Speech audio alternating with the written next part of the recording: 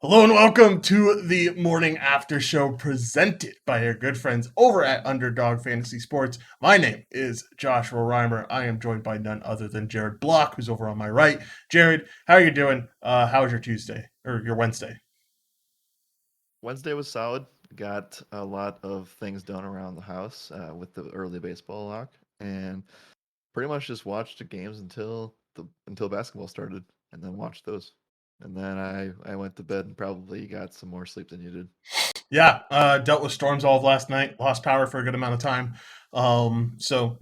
Happy that we're safe and everything, and all's good. But there's a lot of down trees outside. I was looking out my window before we went live here, and yeah, it is what it is. There expected to be storms. We expected it. We were prepared. So that was the good thing. Bad thing was I missed a lot of sports yesterday, so I wasn't happy about that. I did get to watch enough sports to where I got to yell at my computer or yell at my TV and yell at the Dodgers for a little bit, which is it's always a good time to yell at the Dodgers. So at least there was that.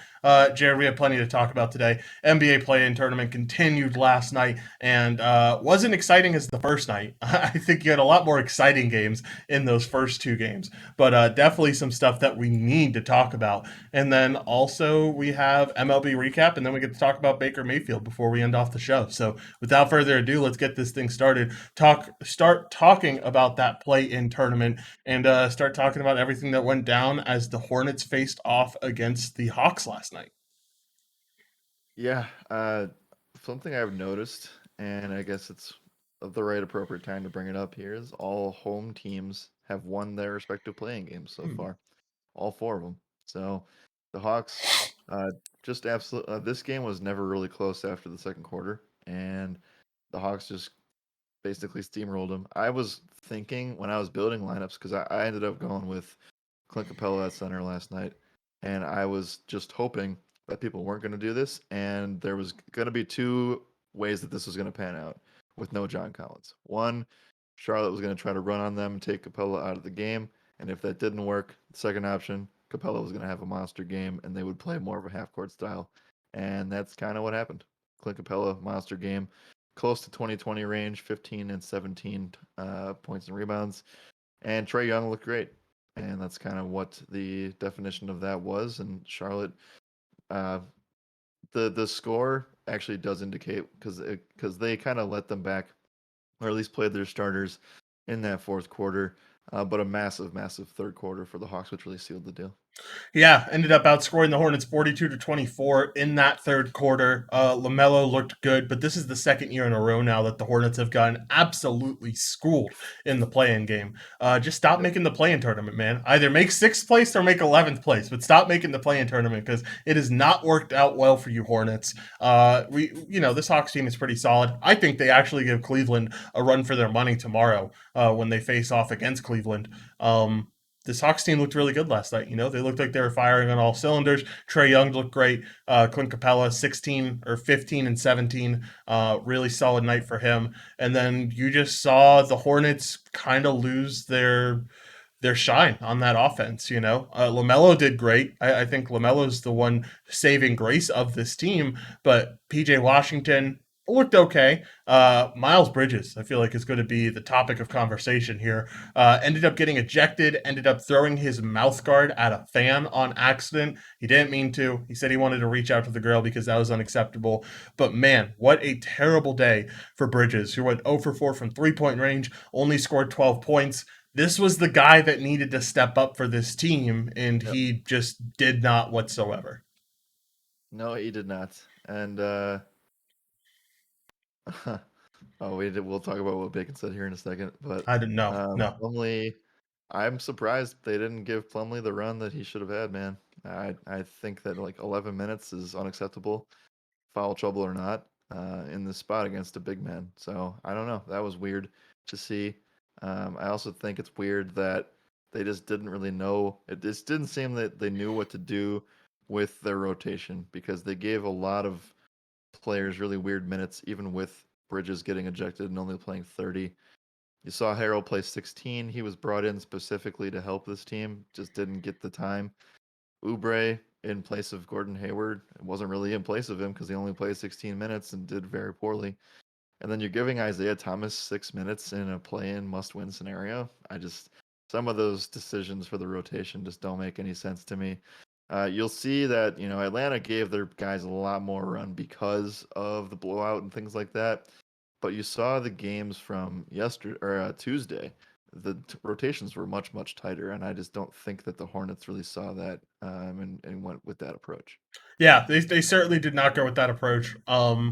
Tough day at the office for the Hornets. I think this Hawks team is dangerous, man. Like I know they probably won't win in the first round at all, but Danilo looked really good last night. I thought DeAndre Hunter looked like a stud last night when I got to watch the tape or got to watch some of the replays of what DeAndre Hunter did.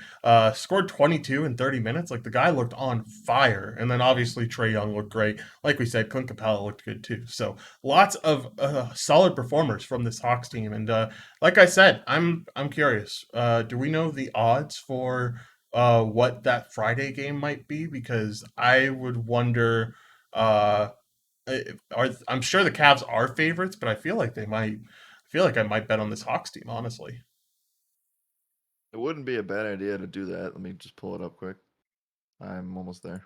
Yep, you're all good. Yep. Atlanta is currently a 3-point favorite on the road. Yeah, I agree with that. That's pretty solid line setting there. I think that they probably deserve that, and I bet they win that game, and they're going to end up being the 8th seed. So should be interesting to see how that one plays out. Would really suck for that Cavs team, who at one point was at second place in the East, and now might not even be able to get into the playoffs. But let's talk about the last playing game of the night. We had the Pelicans facing off against the Spurs. CJ McCollum was on fire, ended up having, like 27 in the first half. He looked absolutely insane last night. Yep. And we see the Spurs go down. The Spurs tried their best to make it interesting, ended up kind of getting a little bit close at the end there. But this is going to be the second straight year where Popovich is not going to be in the playoffs. And he refused to answer any questions about retirement last night. But I'm curious to hear your thoughts. Do you think Pop is on his way out this year? I think, yeah, I do, and I think that I made this. I don't know what show I brought this up on, but uh, Becky Hammond left for her coaching job, and I think that she knew that she wasn't getting the head coaching job. Decided last year maybe they have a succession plan in place. Obviously, it's Pop's decision whether he wants to step down or not, but I do think that there's something brewing here in terms of what's going on. I mean, you just saw like not that these two have to be connected, but he did just see Coach K retire as well. So Pop has all the accolades that he could ever want in the NBA, and I think that this is kind of just um, he made it a point all year that he was never going to tank with this team because how he makes a good point too. How do you go into your job each day and you are supposed to go and tell your young players with a straight face who have worked their entire lives to get to where they are that they shouldn't be giving 100%. So they got to where they are and they ended up losing. But they made a valid comeback. This team was, I don't know, 5 or 6 games out of the play-in tournament in February, and they got all those games back and they got to have their shot and they almost were able to pull it off. Tough spot on the road. DeJounte Murray, probably the biggest disappointment of last night in total. Um, I think he played the worst out of anybody on his team. So that was kind of the difference maker in my mind. That's what happens when you get Herb Jones defense, man. Herb was on him all game, locked him down. Herb Jones defense is difficult. It's been shutting down Dejounte all year long too. So, I was kind of coming into this game a little bit expecting the fact that Herb was gonna take care of Dejounte there. All right. Anything else we want to talk about in NBA? If not, let's talk about the MLB recap of yesterday. So we have 2 Friday games, no games tonight. The Hawks take on the Cavs. First game, like I said, Atlanta's 3-point favorites, and then the Friday matchup for the West is the Pelicans heading into LA to take on the Clippers. LA is -4 at home, so we'll see if we get Play-in P to show up again. Yeah, just might get Play MP to show up again. All right, let's talk about yesterday's slate. Let's talk about this Dodgers game first because I feel like there's a lot of controversy around this. We see Clayton Kershaw go 7 innings with 80 pitches, has a perfect game, and Dave Roberts ends up pulling him. This is the second time that Dave Roberts has done this, too. I saw this on Twitter this morning. In 2016, he pulled Alex Wood from his perfect game in the 7th inning. This was a little bit closer to the playoffs when this happened. I I don't know. I had some buddies texting me about this, like, oh, it's ridiculous that they pulled him. They should have allowed him to go. I saw Jake Arrieta on Twitter saying there's no reason that Clayton Kershaw should have gotten pulled. At the end of this day, Dave Roberts said it when he started this season. It's either a championship or bust for this Dodgers team right now with how much money they've spent. And if you injured Clayton Kershaw because you ended up letting him pitch 110 pitches to get this perfect game all done, probably wouldn't have taken 110, probably would have been more like 100. But if his arm is sore tomorrow or he's not able to make his next start and then out for an extended period of time, like, how could you ever forgive yourself if you're Dave Roberts? I think this was great decision making, and I 100% agree with what Dave Roberts did. Yeah, I don't. I think that he was just fine to make the decision he did. If Clayton Kershaw had never had one before, then it's a different story.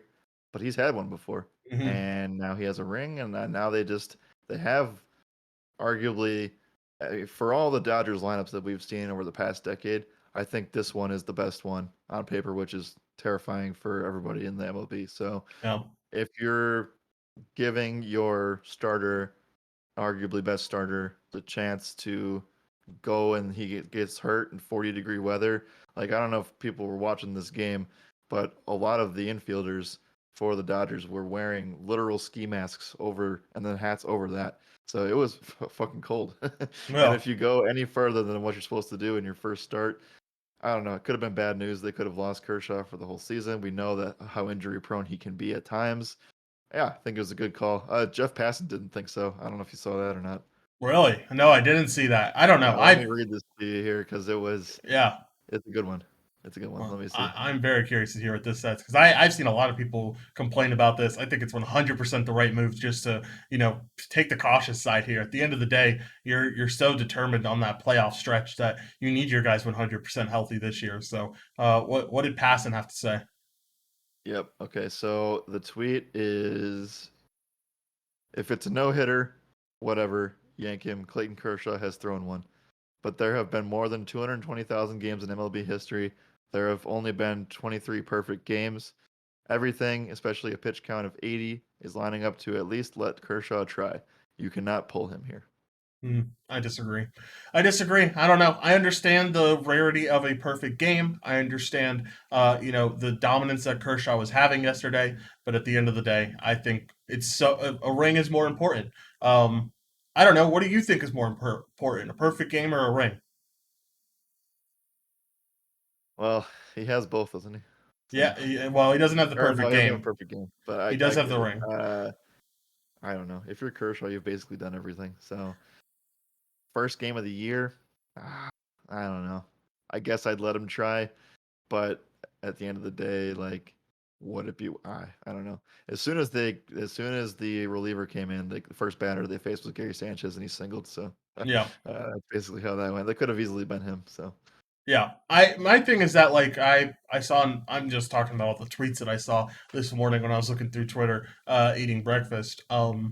I saw someone say that the perfect game's more important than the World Series at the end of the day because in 1960 Sandy Koufax ended up throwing a perfect game, and the Dodger fan was saying that's more talked about. That perfect game is more talked about than the championships that the Dodgers won in 61, 62, and 65.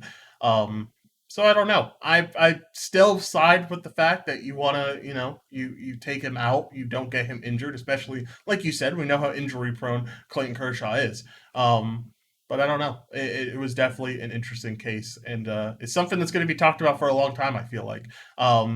let's talk about some other games that happened yesterday, kind of nitpicking here and there about some good games that I want to talk about. Astros and Diamondbacks. We saw the Diamondbacks win in extra innings yesterday. Astros ended up losing 3-2. This is the second straight day where the Astros haven't scored three or more runs. Any concern for this Astros offense? No, I think they'll get it turned around. I'm not too worried about them. I do wonder why they continue to bat Altuve leadoff when they said they didn't want to.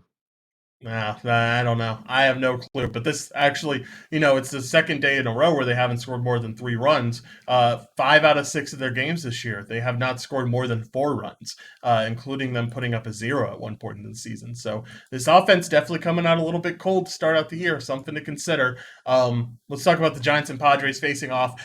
This was the end of this series. Giants end up clinching this one from an amazing performance behind Logan Webb, who looked like a stud yesterday. Looked like he was back to his 2021 ways. 8 innings, 4 hits allowed, 7 strikeouts. Just looked like an absolute legend out there. Sean Manaea looked really good too. And little did I know, I follow so many beat reporters in the MLB. It's insane. But I was seeing how Sean Manaea and Logan Webb, very good friends. They're actually workout buddies.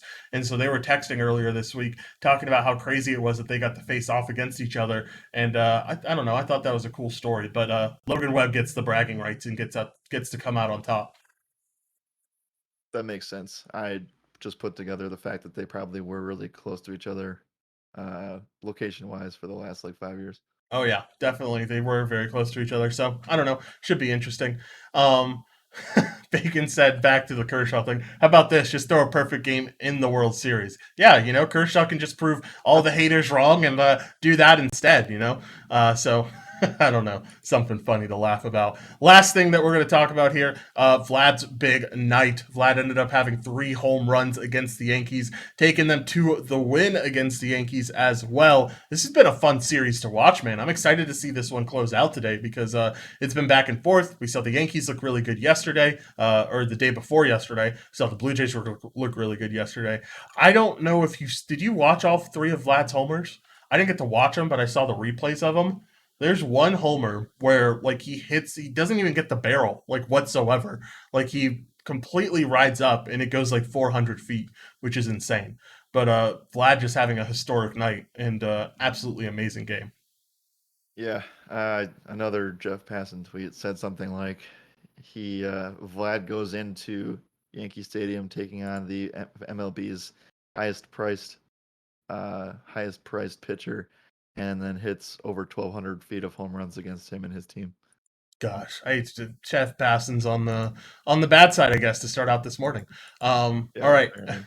Anything anything else we want to talk about the MLB? If not, let's talk a little bit about Baker Mayfield.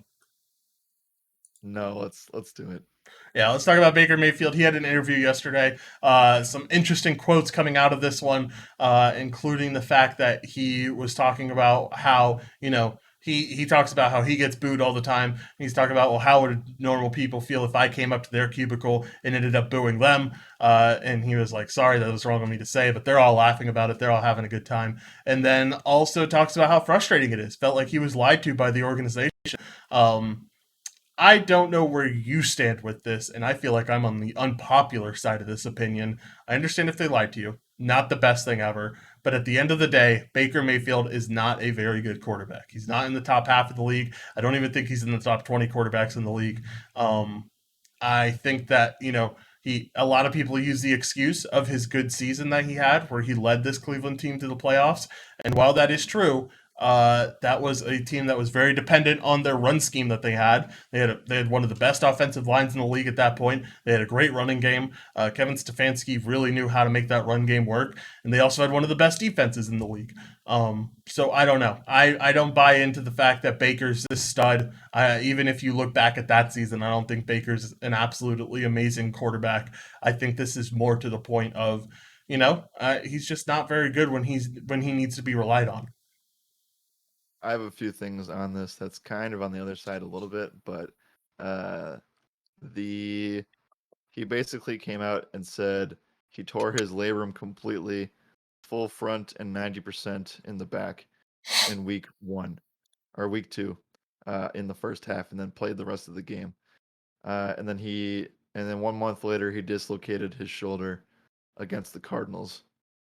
And then from there, that's when we saw they played the Cardinals, and then they played that Thursday night game. I think that was against the Broncos, and that was like the Dearness Johnson game with Case Keenum or Chase Daniel. I don't know which one. I always get those mixed up. So that was that, and then basically somewhere in that week of preparing for that Thursday game, Baker Mayfield said, "I have to I have to make an important decision here to the front office." He said, "I can try to play through this, but I need some financial assurances via a long-term deal before I keep playing through this." So he basically asked the Browns mid-season, "Do you want me long term, and I can sit out, or if you don't want me long term, I'll play through it and we'll get through the season." They basically sat him out for that, but then they played him most of the rest of the season. Uh, I think in hindsight that they should have probably had sat him out, since they do have a good running game and a good defense, and then have him play better uh, towards the end of the year. And it just seems like the Cleveland Browns just didn't ever really have any loyalty to him at the end of the day. Yeah, no, I agree. They definitely didn't have any loyalty to him. I don't know. I still just believe that at the end of the day, injuries are injuries. I don't know. I don't know where I stand. I still think that at the end of the day, it's not ridiculous for this Browns team to go out, get Deshaun Watson. You're getting a once in a lifetime, not generational. You're getting a once in a lifetime type of talent at the QB position with Deshaun. Um, I think that it is what it is with Baker at the end of the day. Any final thoughts on this on the Baker Mayfield interview yesterday? No, wherever he goes, he will have a job somewhere. I don't think he's one of those guys that's going to have something happen to him and then he's out of the league, right? I think he will find a spot. I'm just curious to see which team he's going to go to. Maybe it's a spot. I think Jimmy's in a similar consideration here where actually things are a little bit different because he's technically not cut or not on the team. But I do think both Jimmy G and Baker are in the spot where they might be looking for a spot where a quarterback goes down, whether it be August, whether it be the first 4 weeks of the season, and then they can go there and either be a backup or actually start. Yep, for sure. All right, let's get to the dog days of spring, Jared. Talk about what our underdog bet is going to be for the morning after show. We got to focus on MLB. No NBA love today. What are we thinking here? What are you considering? And I have mine on the board already that I have really liked today. Nice. I'm looking through things right now, but I did just see more news on Baker that he and his camp are talking heavily with the Seahawks at the moment. Should be interesting. I think that's a good spot for him. Yeah, I that's one of the only real options that he would be able to compete in the camp. Drew Um, Lock wins because Drew Lock is a stud. yeah, I wouldn't doubt that actually. All right. Um, yeah, I guess let's just go with this. I'm either going the Coors game or the Dodgers game, so I'll let you go first. I'm doing neither, so you're still gonna have to take your pick. I'm taking the over on Charlie Morton's pitches. Pitch count at 83 and a half. He gets to 90 today. I'm booking it. I think it's a done deal. Okay. Yeah, no, I would definitely agree with that. What did he have in the last start? Like 80 something? He had 78, I think, at the end of the Okay. start. So, Yeah. 5 pitches short. I think he makes it, gets the job done. All right. I am going to go with Trey Turner over 1.5 total bases. Yep. If you want to add one more on there, I really like Seiya Suzuki over 1.5 total bases as well.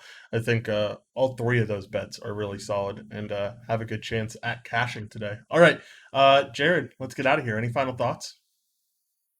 Not too much. We have a nice little 8 game slate that we've already recorded a podcast for, and we're going to be doing the member only content here in a couple hours. It's nice to have a little bit of a gap in between to do some MLB research during the day and not sweat immediately. Yes, exactly. I couldn't agree more. There is going to be It's gonna be a good day. I have a really good feeling about today. Gonna get back in the on the winning side of things. Things haven't been the greatest this week so far, but ready to get a win back over on FanDuel and ready to get rid of this bad variance that we've been having over the past few days. So, Jared, let's get out of here. As always, my name is Joshua Reimer. Good morning and good skill.